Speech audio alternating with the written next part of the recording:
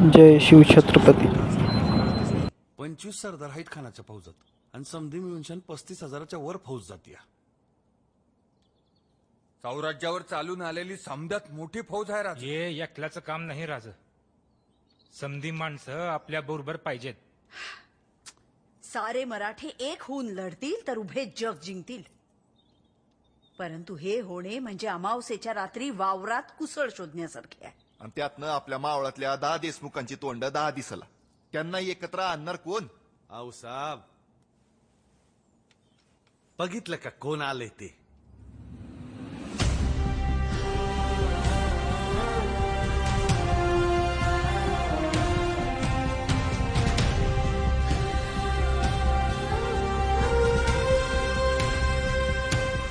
येसाजी, तुम्ही प्रश्न विचारला होतात ना, हे घ्या त्याचे उत्तर.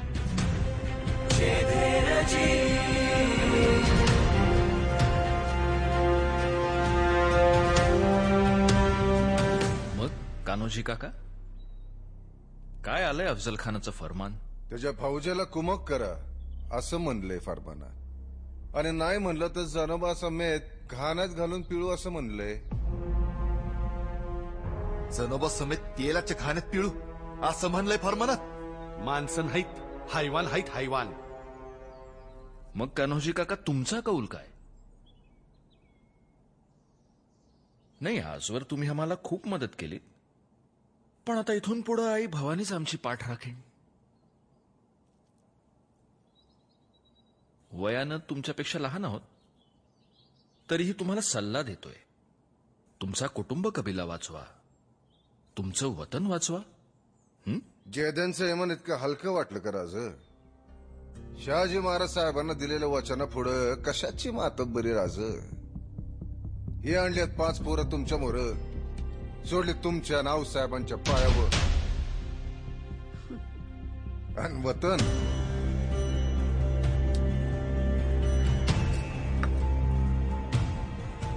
हे सोडलं वतन आऊसाहेबांच्या पायावर.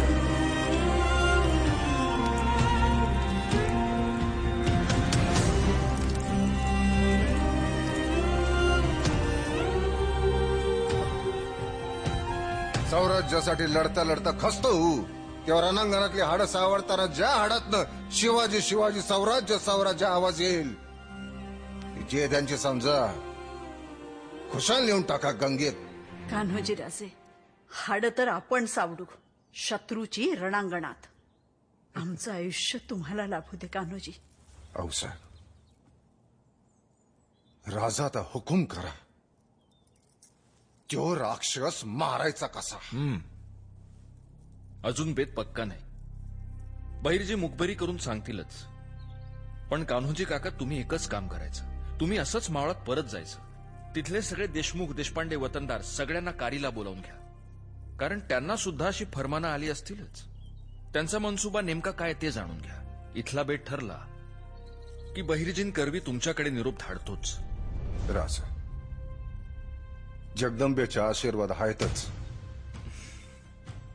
जय भवानी, जय भवानी. काय पासलकर आला तर खानाचं फरमान समजे असते. अहो, हसताय काय कान्होजीराज? इथं समद्यांना फरमान आलेत. आम्हाला आलं, मारणेंना आलं, डोहरांना आलंय, ढमाल्यांना आलंय, या मरळांना आलंय, शेमकारांना आलंय, या देशमुखांना आलंय. मग अहो मग काय? आता करायचं कसं? स्वराज्यासाठी काय करायचं हा सवाल पासलकरांना कंदीपासून पडायला लागला. अव तसं नव जे देशमुख, त्या खानाची फौज राक्षसी हाय. काही चुकलं माकलं तर समध्या घराची राख रांगोळी या उघड्या डोळ्यांनी बघावी लागल. तरी मी म्हणत होतो 10 वर्ष झालं समजा कसं सुरळीत चाललंय, तवर आलाच हो सुलतानी वरवंटा. जे देशमुख, विचार कराय हवा. काय म्हणता मंडळी? होय होय होय होय. आता विचार कसला करताय? वा वा वा, बांधल बी आले बघा. या दिपाई या. काय र विचार कसला करायचा? गेली 10 वर्ष मावळ प्रांती आबादानी झाली या. शेती भाती, गाई गुर, पोरी बाळी, देवळातलं नंदादीप समद कसं मानानं तेवाया लागलं, नांदाया लागलं. ते कुणामुळं? शिवबा राजा नावसाहेबांमुळंच ना. आऊसाहेबांच्या मायेत आणि सौराज्याच्या छायेत ही 10 वर्ष कशी गेली कळलं बी नाही. आणि आता जरा बादशाही ताप वाढला तर आपण विचार करायचा वय. अरे विचार कसला करायचा? राजगडावर बसलेल्या जगदंबेवरून आणि सह्याद्रीच्या शिखरावर राज्य करणाऱ्या शंभू महादेवावरून आपला जीव असा भंडारागत उधळून लावायचा. आणि घाबरता कशाला? अरे आखाडातल्या निवदासाठी 32 दाताचं बोकड चालून येतो या. उडवा खांडोळी आणि हाना नळी. समदे बांधल तयार आहेत. विचारून घ्या तुम्हीच. विसरायचं काय? आमचं कुलदैवत आई हुमजाई देवी. पर आम्ही यांनाच हुमजाई देवी मानतो. त्या म्हणल्या तर आगीत बी बिंधो कुड्या टाकतो. मग काय ठरलं समद्यांचं? जे ते देशमुख, आधी तुम्ही सांगा तुमचं काय ठरलंय? हे महाराष्ट्र राज्य अवघ्यानी हिंमत धरून जमाव घेऊन राजश्री स्वामी सन्निध राहून एकनिष्ठेने सेवा करावी. राजांचं घाम जिथं गळल तिथं तिथं आपण रक्त सांडावं. राजांची नजर फिरल तो मुलूक आपलासा करावा. राजांचं बोट उठल तो गनिम कापून काढावा. समध्या जेध्यांचं हेच ठरलंय. हाय? मग जे त्यांचं ठरलंय तेच आमचं बी ठरलंय. जय भवानी. जय शिवशंभो. तुळजापूर की तरफ.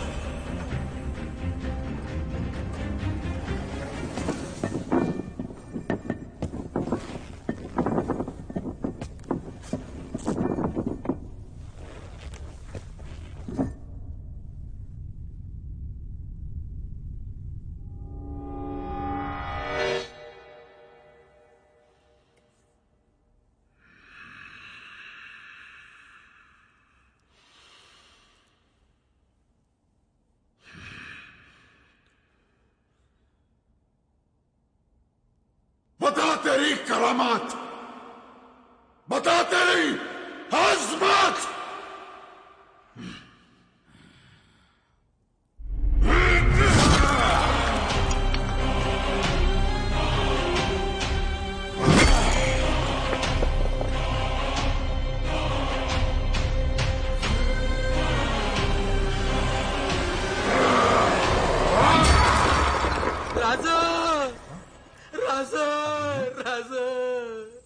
नाईक,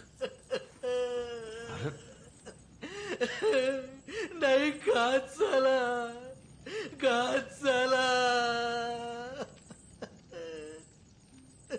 अरे काय झालं? अरे असं काय करतोयस? राजा आहे ती समोर.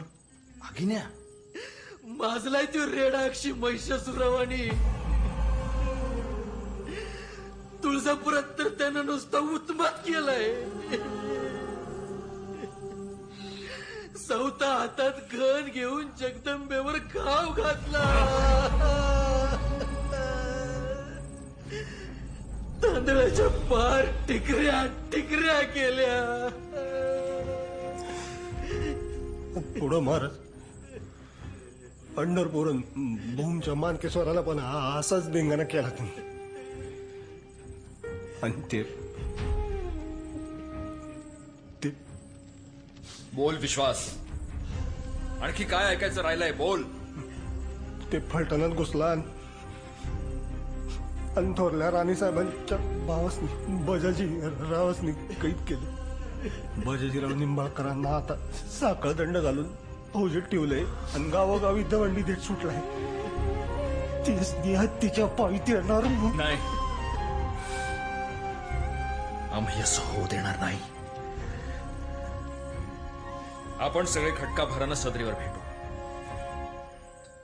माझी एवढी उमर झाली पण असला तिरपांगडा सेनापती मी कधी पाहिला नाही. फिरंगोजी काका, त्याचं हे सगळं आकरीत चाललंय ते आपल्याला उघड्या मैदानात खेचण्यासाठी. कारण तिथं संख्याबळानं तो आपल्याला भारी आहे, पण आपली ताकद आहे सह्याद्री. त्यामुळे जोवर तो सह्याद्रीपर्यंत येत नाही तोवर आपल्याला थांबायला हवं. जी राज, आपली समधी ताकद एक वाटली तरी 7,000च्या पुढे जात नाही राज. मग काय म्हणणे काय आहे आपले? तुर्तास तरी तह करून ही वेळ मारून न्यावी असं वाटतं. चढे घोड्यानिशी राजांना कैद करायचा विडा उचललेला खान तहाने संतुष्ट होईल असे आम्हाला तरी वाटत नाही. आपण तरी कशाला गप्प बसायचं? एक एक जण लाखांवर भारी पडू. वैकी अहो अर्ध्या घटकात त्याचा चुराडा उडवू अशी मराठी मनगट आहेत आपली. तर नेताजीराव, कालवणात भाकरी कुस्करणे इतकं सोपं वाटतंय का तुम्हाला ते? ही वेळ मुत्सद्देगिरीनेच मारून न्यावी लागणार. हो सोनपंत, मग काय म्हणायचं काय त्याला? ये रे बाबा ये, तुला बसाय देतो पाठ आणि बसून छान आपण दोघं बी खाऊ अशात. अहो तानाजीराव, तुम्ही वाईच ऐकून घ्या जरा. तुम्ही बोला. राज, मला भी वाटतं या आपण थोडा धीर धरावा. पर सला करावा हे काही मनाला गमत नाही. जरा पिकल्या केसाचा ऐका की. मला बी वाटतं या की यो वरवंटा स्वराज्यावर फिरायच्या आधी काही परस्पर वाटाघाटी होऊन ही ब्याट टळली तर बरं होईल. म्हणजे राजमंडळाचा एकूण कल तह करण्याकडे असं समजायचं का आम्ही? स्वराज्य हितासाठी या काळात अन्य पर्याय दिसत नाही. ठीक आहे. आऊसाहेब, आई जगदंबे. सोयराबाई, जी आऊसाहेब. तुम्ही अजून इथेच? ते शेजारती करून निघतच होते. शंभूराजांकडे कोण आहे? धाराऊ आहेत. शंभूराजांकडे जातीनी लक्ष द्या, जबाबदाऱ्या झटकू नका. आऊसाहेब. ते आऊसाहेब. आऊसाहेब.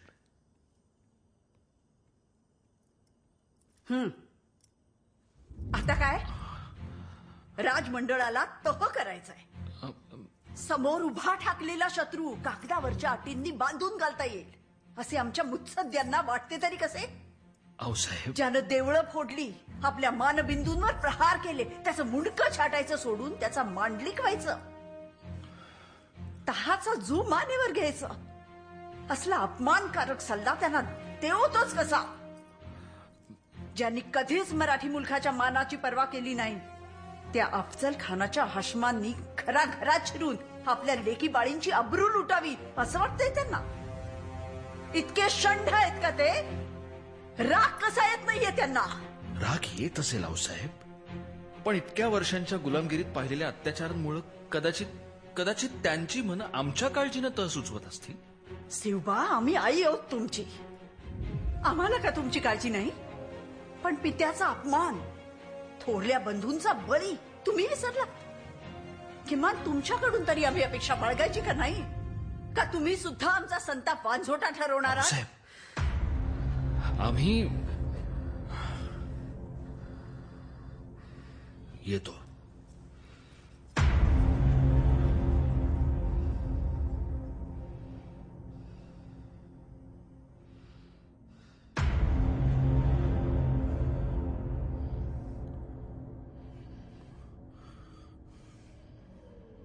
शिवबा,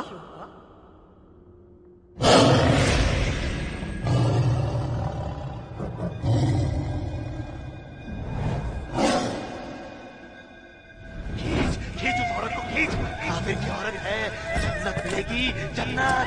खींच उसे.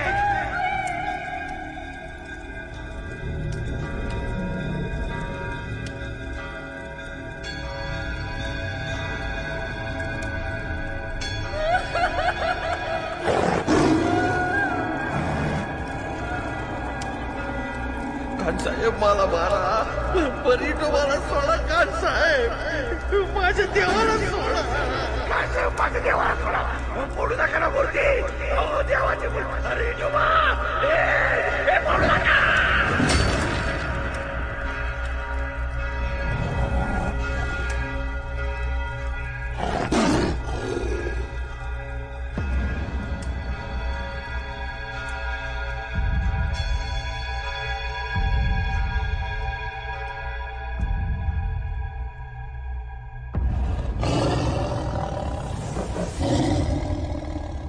नमस्तेस्तु महारौद्रे महाघोर पराक्रमे महाबले महोत्साहे महाभयविनाशिनि त्राहि मां देवि दुष्टवशे शत्रूणां भयवर्धिनि प्राचां रक्षतु मामेन्द्रि आग्नेयामग्निदेवता.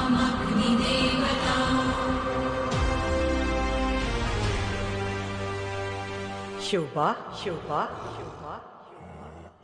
त्या राक्षसानं माझा अपमान केलाय. परंतु तू चिंता करू नकोस. त्यास आईसा सोडत नाही माझे मूळ रोकडे सामर्थ्य दाविते माझी शक्ती तुझ्या ठाई तुझा हाते तो अफजल मारविते मी तो केवळ तुझी तलवार होऊन राहिले शुभा विजयी भव.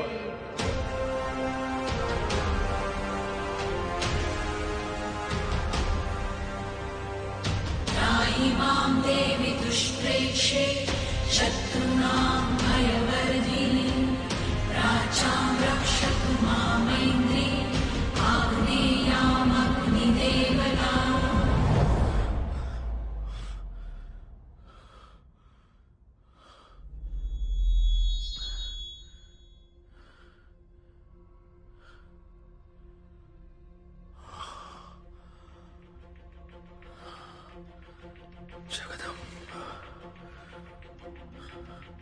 भानाजी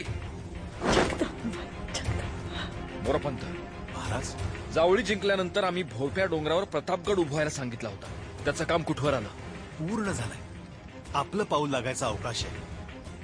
ठरलं तर मग या युद्धाची समरभूमी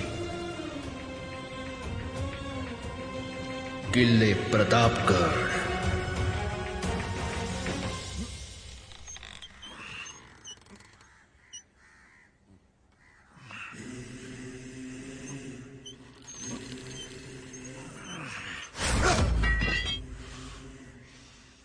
हमारे जासूस खबर लाए हैं कि शिवा जवाली के जंगल में छिपने वाला है.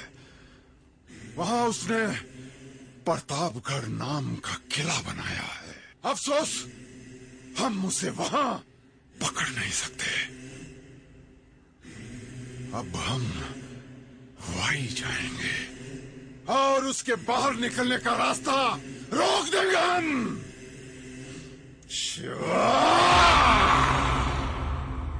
स्वारींना प्रतापगडावर जावंच लागेल का? दुसरा कुठलाही मार्ग आता आम्हाला दिसत नाहीये.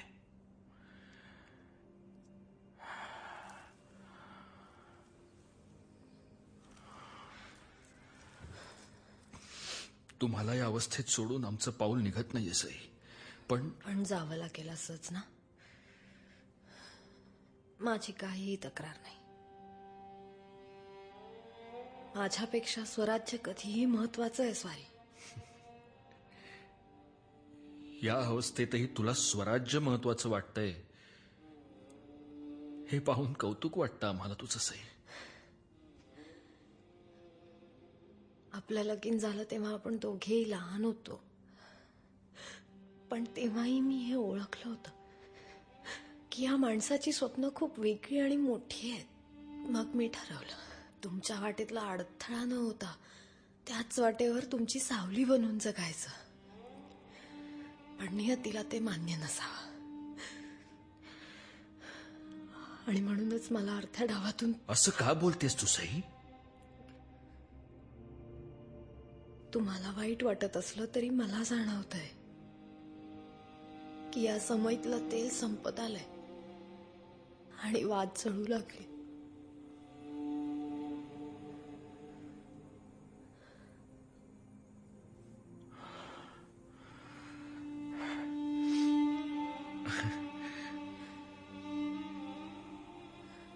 राजा राणी असूनही फक्त राजा राणीचा संसार कधीच नाही करता आला आपल्याला.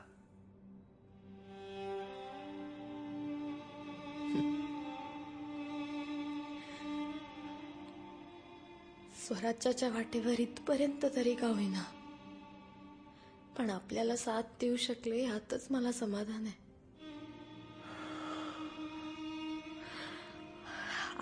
आपण यावं आता. शेण नाही. उद्या एक आपल्याला अजून संकटांना सामोरं जायचंय. अजूनही आमचीच काळजी सई.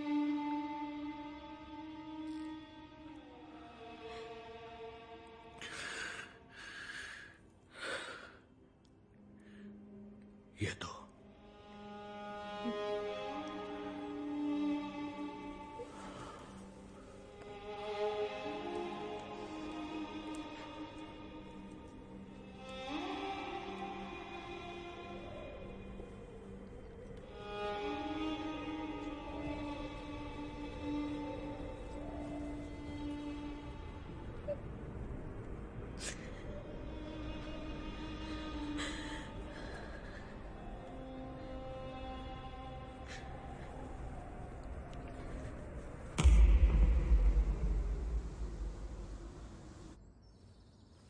अण्णाजी सांगत होते 10च्या वाटाघाटी करून हे संकट टाळता येईल. हे असं जी. का युद्धाची भीती वाटते? नाही, कुंकू हरवण्याची भीती वाटते.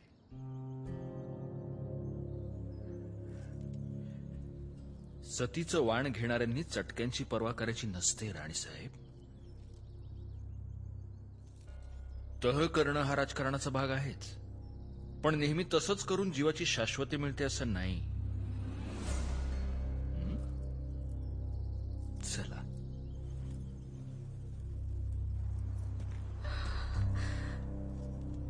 अत्यंत सांभाळून राहा, पण देवादिकांनाही त्रास देणाऱ्या त्या दैत्याचा समूळ नाश करा. त्या अफजल्याचं मुंडकं जमिनीवर लोळलेलं पाहिल्याखेरीज आमचा क्रोधाग्नी शांत होणार नाही.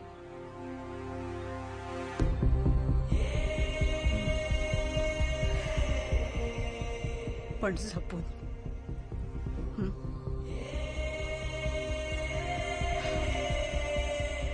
येतो. जय भवानी, जय भवानी, जय भवानी, जय भवानी. येतो आवसा.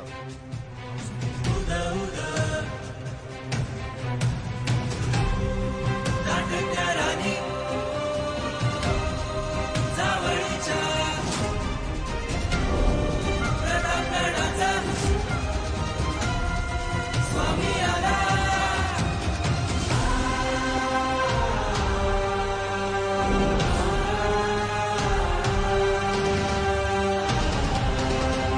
सह्याद्रीचा वाघ आला.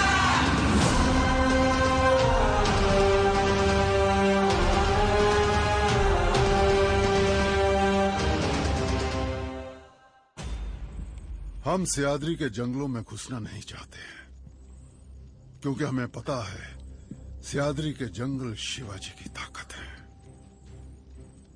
इसलिए शिवाजी को उकसाकर अपने सामने मैदान में लाने के लिए हमने उसके ईमान पर वार किया, हमने उसके धर्म पर वार किया. लेकिन उसने जज्बातों से ज्यादा सियासत को अहमियत दी. बड़े दिनों के बाद इतने चालाक दुश्मन से पाला पड़ा है, लेकिन वो हमारे तजुर्बे के सामने टिक नहीं सकता. फजल खान, शतरंज खेलिए? खेलिए ना बुजन, कई बार खेलिए. शुरुआत कैसे करते हो? किसी प्यादे से? प्यादे से. प्यादे से. ठीक है. अब असली शतरंज देखो. वजीर से शुरुआत कैसे होती है वो देखो. कृष्णा जी पंत, कल सुबह शिवाजी से मिलने प्रतापगढ़ आप जाओगे.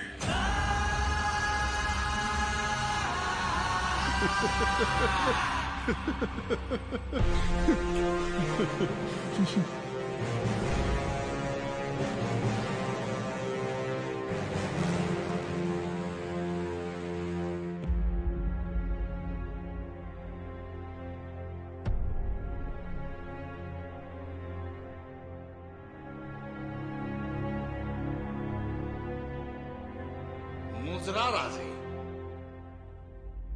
बोला. खान साहेब अफजल खान मोहम्मद शाही यांचा वकील म्हणून मी आपल्या इथे आज आलो आहे. खान साहेबांनी आपल्यासाठी हे पत्र दिले आहे.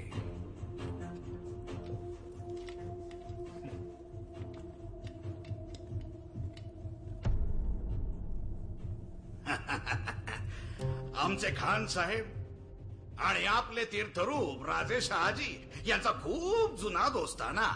तेव्हा खान साहेब आपल्याला काकांच्या जागीच. सध्या खान साहेब इथे जवळच वाईत तळ ठोकू नये. त्यांची खूप इच्छा आहे राजांनी एक वार स्वतः वाईत येऊन त्यांची भेट घ्यावी.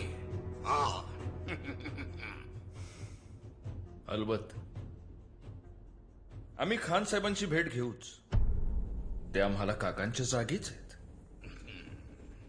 पण पंत, आपण वडीलधारे, आमचे डोंगर चढ उतार करून आपण शिणला असाल तेव्हा इथं थोडी विश्रांती घ्यावी, थोडा दम खावा. हा, डोंगरावरचा वारा बी म्हणजे साजीराव काय थट्टा करता. पंत, उदयिक आमचे वकील तुमच्या बरोबर येतील खान साहेबांच्या खलित्याचा जबाब घेऊन. तानाजीराव. जी राज. पंतांच्या निवासाची व्यवस्था करा. जी वय.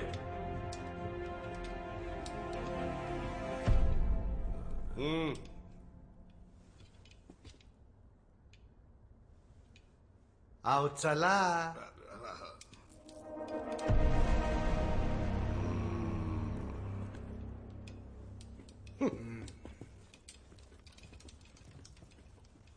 हा गाभारलंय.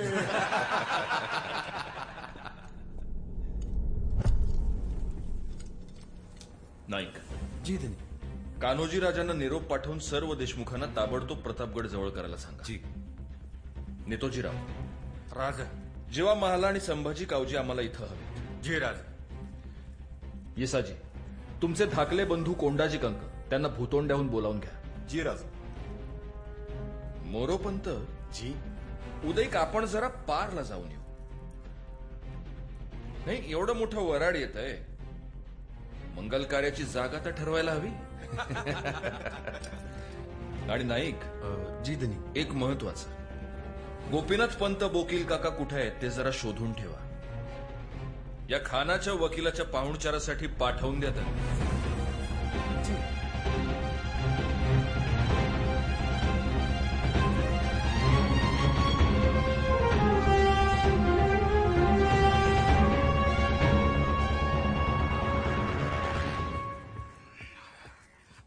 हुजूर, शिवाजी राजांचे वकील गोपीनाथ पंत बोकील आपल्याला भेटायला आलेत.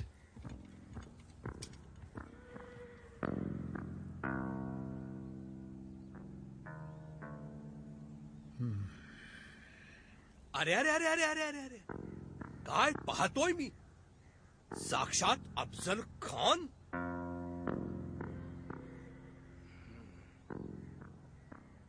विजापूरचे बलाढ्य सेनापती अफजल खान. अख्खी दख्खन ज्यांच्या पावलांनी हादरते ते अफजल खान. होय होय, हेच ते दिनदार बुध शिकन, दिनदार कुभ्र शिकन अफजल खान साहेब. अजी म्या धन्य झालो. क्या जवाब भेजा है शिवा ने हमारे खत का? हाँ. आपल्या येण्याने राजांना आनंद झालेला आहे मनापासून. आपल्यासारखा सेनापती आलम दुनियेमध्ये शोधून सापडणार नाही, म्हणून राजांनी आपल्यासाठी एक दमस्कसी टेक पाठवली आहे भेट म्हणून. तिचा स्वीकार करावा. आंड्रे, पहा.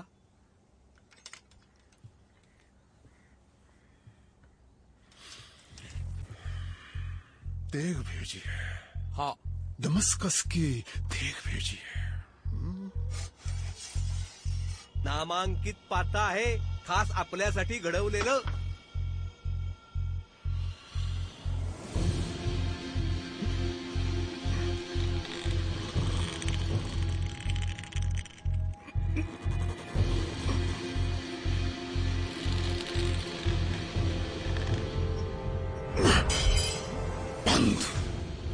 इन सियासी अल्फाजों से मैं अच्छी तरह से वाकिफ हूं. शिवा से कहो उसका मुझसे मिले बगैर कोई चारा नहीं. और देखो, जल्द से जल्द उसे कहो मुझे यहां वारी में आकर मिले. लेकिन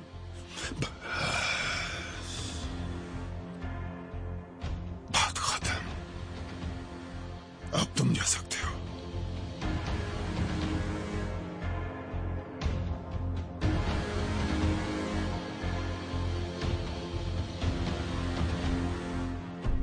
खान अनेक वर्ष वाईचा सुभेदार होता. त्यामुळे तो काही आता जावळीत शिरणार नाही हे पक्क झालं. काहीतरी वेगळा उपाय योजायला हवा. विश्वास जी, इतक्या दिवसांच्या प्रत्यक्ष निरीक्षणातून तुम्हाला हा खान कसा वाटतो? राजा लय माजरोड आहे तो. मग सापडला उपाय. त्याचा अहंकार वाढवा. त्याला सांगा राजा कसदिले. राजा घाबरला. आता तुम्हीच त्याला भेटायला जावळीत या. तसं म्हटल्यानं त्याचा अहंकार वाढेल. अनेकदा का अहंकाराच्या ओझ्याखाली माणूस कलला की त्याला कलंडायला वेळ लागत नाही. विश्वास, परवा भेटीस जाताना गोपीनाथ काकांनी खानासाठी एक तेग नेली होती. त्या तेगीचं त्यानं काय केलं? वाकवली आणि दिली फेकून. अरे एवढं चांगलं हत्यार राज गाढवाला काय गुळाची चव हे म्या तरी वापरली असती. नाही का? तानाजीराव, तुमच्या निरागसपणाचं कौतिक वाटतं आम्हाला कधी कधी. आपल्या पुरातन युद्धशास्त्रानुसार एक योद्धा जेव्हा दुसऱ्या योद्ध्याला शस्त्र भेट करतो तेव्हा तो मैत्रीचा किंवा शस्त्रसंधीचा संकेत असतो. खानानं केवळ शस्त्र धुडकावलं नाही तर ते नष्ट करण्याचा प्रयत्न करून त्यानं भलतच काहीतरी सुचवलंय. काय कान्होजी काका? विश्वास जी राजा. गोपीनाथ काकांना म्हणावं खानाचा पुरता अंदाज घेऊन मगच पुढची योजना करावी. वयजी. आता या खेळाचे पुढचे सगळे फासे गोपीनाथ काकांच्या हाती आहेत.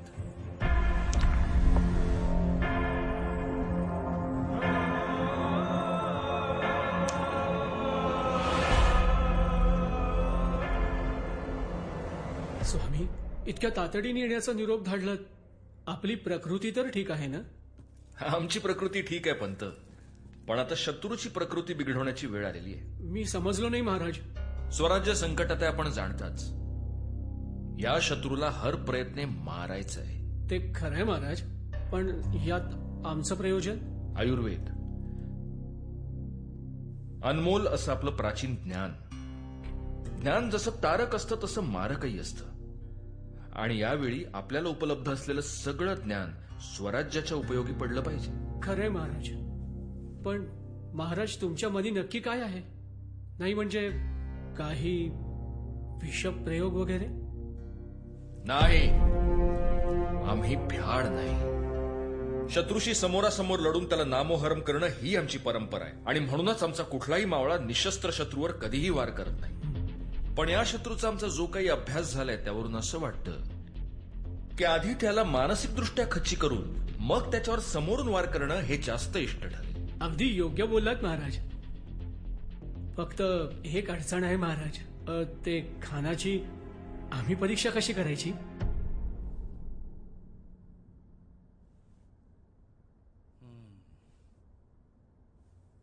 आता यांना कोण जायला सांगणार आहे तिकडं त्याची नाडी बघायला? पंत, अहो तुम्हाला तिथं जाण्याची गरज नाही. गोपीनाथ काकांनी आणि नायकांनी त्याला पाहिलेलं आहे. आता ते जे सांगतील त्यावरून लक्षण ओळखा आणि उपाय सांगा. हो. गोपीनाथ काका? खान उग्र आणि अहंकारी आहे. एकदम चिडतो, तीव्र आवेगाने बोलतो. हा, पण त्यात एक सावधपणा असतो. चरकसंहितेनुसार ही तर पित्त प्रकृती. राजे, खानाच्या खाण्यामध्ये मसालेदार पदार्थ असतीलच. त्यात जर वाढ केली तर पित्त प्रकोप होऊन निर्णय क्षमता कमी होऊ शकते.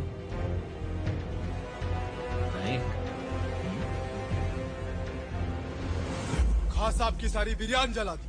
सालो, तुम्हारी वजह से आज मैं मारा जाऊंगा. कब से काम कर रहे हो यहाँ पे?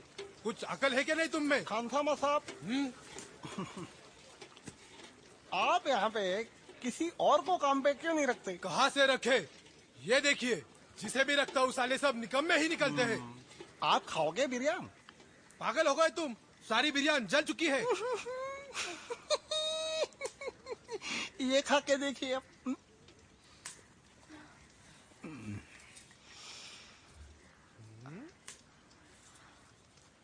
हट जाओ तुम दोनों निकम्मे लोग.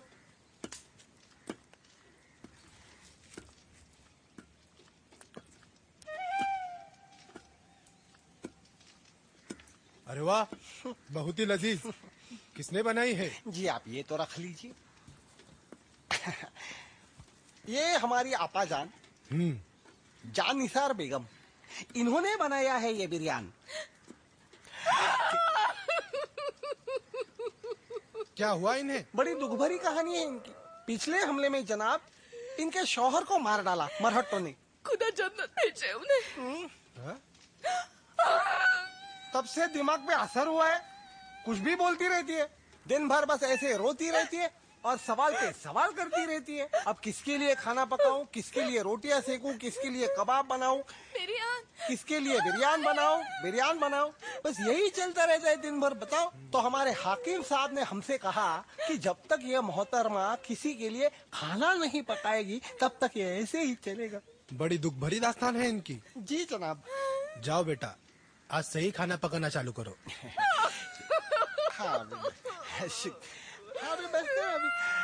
अरे बस करो रोला, हो गया काम। शुक्रिया जनाब। अब्दुल जी, इन्हें बिरयानी बनाने का सामान दिखाओ। ठीक है, आइए। जाइए, ठीक से सब कुछ बना देना। शुक्रिया, ख्याल रखिएगा अपना। आइए यहाँ पे आइए। भाईजान, भाईजान, क्या हुआ आपा? भाईजान, भातामध्ये नक्की काय काय टाकायचं पुन्हा सांगा. नायकाने जेवढं सांगितलं तेवढं समजा आठव, तसं कर, नाही तर मग. भाईजान, चव न बिघडवता पित्त वाढलं पाहिजे, एवढंच बघायचं. आपाजान, ख्याल रखना अपना, ख्याल रखना आपाजान.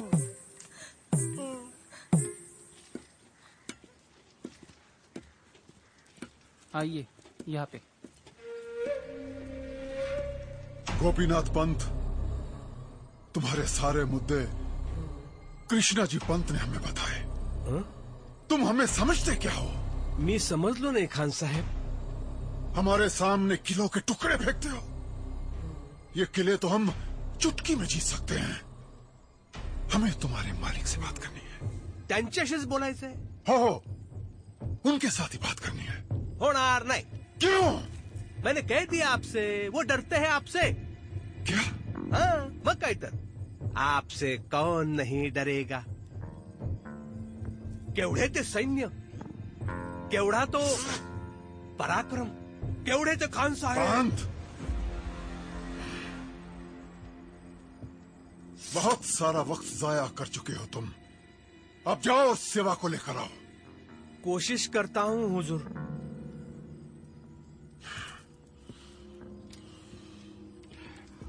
हुजूर, अति ताणलं तर तो शिवाजी आपल्या नजरेसही पडणार नाही. हमें सब्र करना पड़ेगा पंत।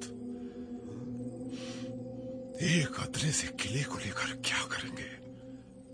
हमें शिवाजी चाहिए, उसके मिट्टी के ढेर नहीं। क्योंकि एक अकेला शिवा 1000 किलों के बराबर है।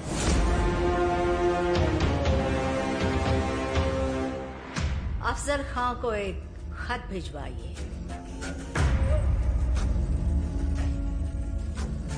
उनसे कहिए, आप ही ने तो कहा था कि घोड़े से उतरे बिना शिवाजी को लेकर आऊंगा, लेकिन अब 4 महीने हो चुके हैं। आप वहां वाई में जाके बैठे हो।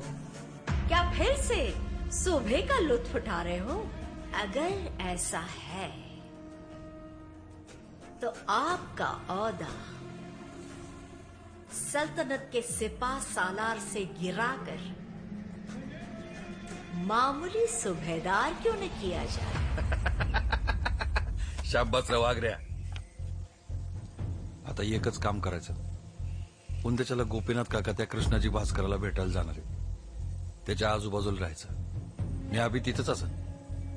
तुला खून केली, कामा घे पत्तर अफजलला नेऊन द्यायचं. कृष्णा जी पंत, सिवा की तैयारी. Like share end subscribe. Gopinath Pant आज सकाळी सकाळी हो तशी मंगळवारताच घेऊन आलोय आपल्यासाठी. बोला. पंत, राजे साहेबांना मी खूप समजावलं पण ते काही यायला तयार नाही. हे काय मंगळवार आहे का पंत? नाही मंगळवार तर पुढे आहे. राजे अनेक गोष्टी नेक्स्ट पार्ट कल या शाम तक आएगा. आदिलशाहीचे सरदार सुद्धा व्हायला तयार आहेत ते बोला. मग फक्त खान साहेबांनी प्रतापगडावर भेटीसाठी यावं तर. पंत कसं आहे, जसे तुमचे राजे ऐकत नाही तसे आमचे खान साहेब देखील ऐकत नाहीत. हट्टी आहेत हो, हट्टी. हट्टी आहे. बर प्रतापगडाचं राहिलं. प्रतापगडाच्या पायथ्याशी तरी नाही. त्याचं काय आहे?